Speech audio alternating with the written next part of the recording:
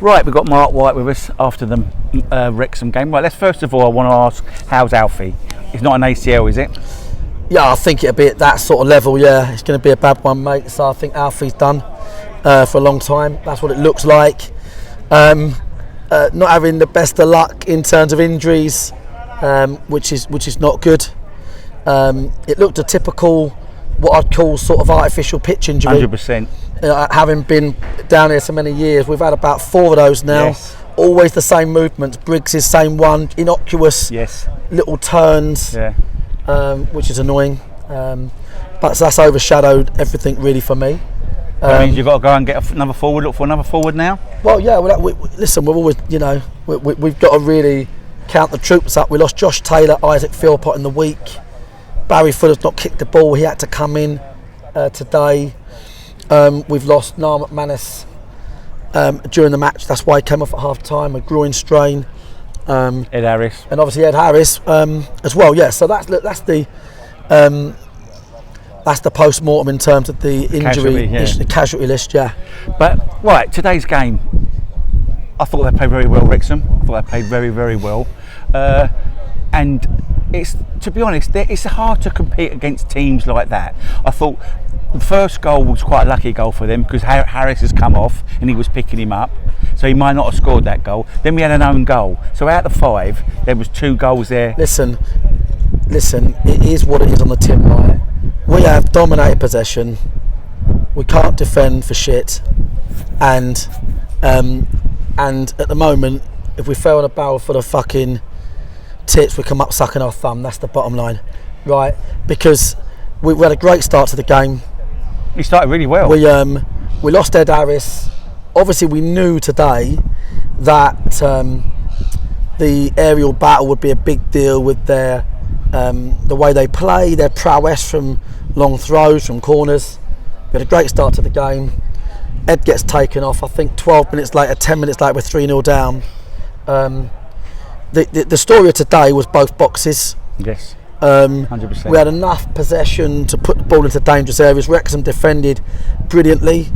Their back line was excellent. Combination of excellent defending and poor last third play. We got the ball into great areas. We didn't penetrate as much as we could. But I've got to be honest, right? And by the way, I want to say a big thanks to firstly all the Wrexham fans for coming down and being such a pleasure. So I really appreciate that, and I hope they have a great season. And massively to our fans who sung right to the end today. Really appreciate that, guys. Like massively. It's 3 points. It don't look good. It don't look good for any of us. It's sleepless nights when you're conceding goals. But I'll tell you something now, right? And this is just, I've got to say it how it is. My team of 3 years ago would have beat them. I'm telling you. Someone said to me, funny enough, it's not the level. I've got individuals that are not stepping up, new players, and I'm talking new players that have been here for sort of 2 years that have got a weak mentality, struggle with decision making, etc. If I look at that team we had, and I've just got to be honest with it, because it ain't the level, because we've played enough teams at the level. The bottom line is we've got individuals, and I'm sorry to say I'd include Slav in that as the keeper, in terms of leadership at the back, keeping the ball in midfield, not giving the ball away. I could not have talked more about how we can't afford turnover of play in this division, let alone against a team with the quality of Wrexham. Right, but for our supporters, and to be true to myself, I don't want to sit here, fluff it up, and say, this division, it's going to be tough. It ain't fucking like that, right? We have got players that are not stepping up. They've been told that it is a step up or you won't play situation. There's not a chance in hell I'm going to sit on stuff like that, because between both boxes, any honest football manager, Luke last week and Parky today, would say, yeah, fuck me. Great pattern, know how they want to play. It is individuals with weak decision making. and it's not following instructions. First 2 goals, I explained before the game, when they used their overload, the left back, I explained that Niall has to come round, leave his winger, Bazza come round. Didn't do it for both goals, 2-0, right? So, look, I say it as I see it, right? It is bloody hard to sit here and say we've done a lot of great stuff in a 5-0, but we did do a lot of great stuff in a 5-0. But we had individuals that need to switch on to what they're being told, and that is where it is, Gaz, you know. And we've now got the issue of, you know, confidence probably. We've got the issue of other teams thinking and then we've got Dorking this week. Could other teams get more confident when they see you've conceded 148 goals? We've got the issue of injuries. 2 away games next weekend. It's going to be a tough couple of weeks, mate. Really tough couple of weeks. Definitely. Going back to the stats, do you think sometimes, like 63% we had of play or whatever, but do you think that is in the right areas of the play? But listen, if you pause the pitch at any one point, we've got Bobby Joe Taylor or Barry Fuller high up the pitch. We're creating 2-on-1s. We can put the ball in the box. You know, we didn't put it behind them. We put it in front of them. We had so much last third play. Of course, it should have been better. We had so much last third play. The game, like Boreham Wood, it got away from us, right? You know, you have to just accept that. It's really effing hard to stand here and say anything else other than the truth, which is the game got away from us.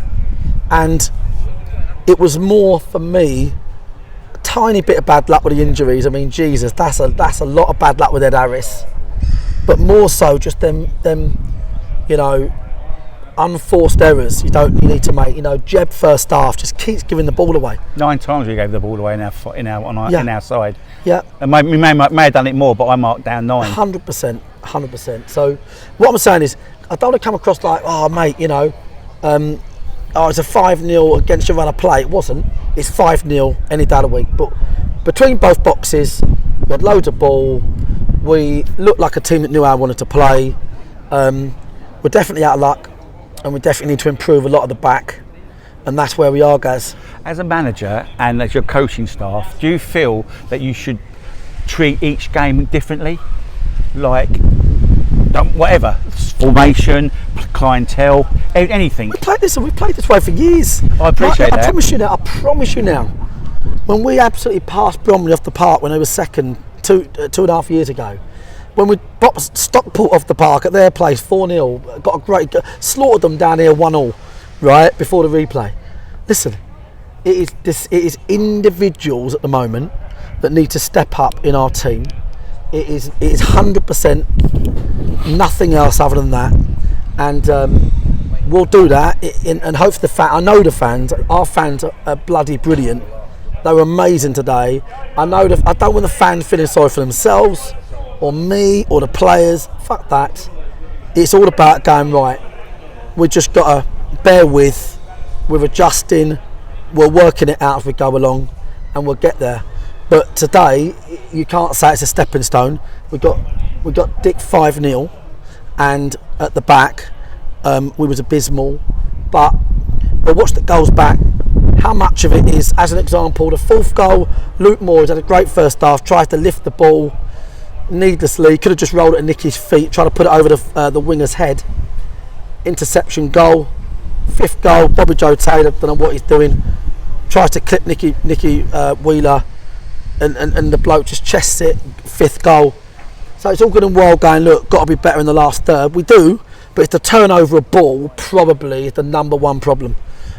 So really disappointed, and again, just want to reiterate, real credit, you know, to Wrexham, because it's not disrespectful one bit.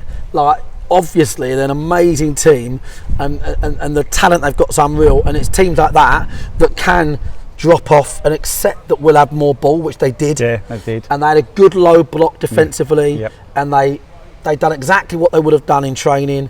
They countered on our mistakes and they punished us. And Mendy's goal was fantastic. I thought that changed the game. We went 1-0 down, and I think Slav's got to do better. Good strike. Narland bad, I've got to do better.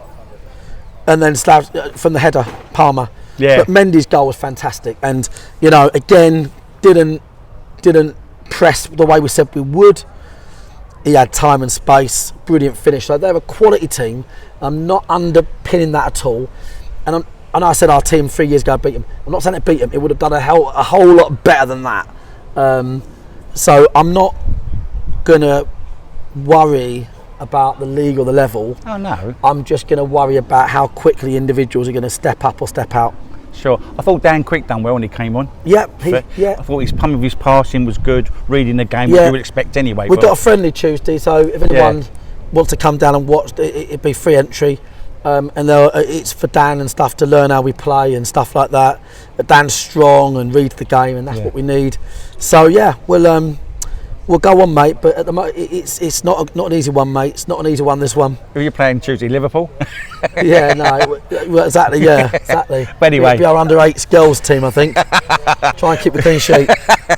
But also thanks to Wrexham fans, Parky, his management team, his excellent side, and obviously disappointed for our fans. But you know, we go again. It's one game. It's one game. Have the journey up to Halifax next Saturday, mate. That's it, mate. See you soon. Cheers, mate.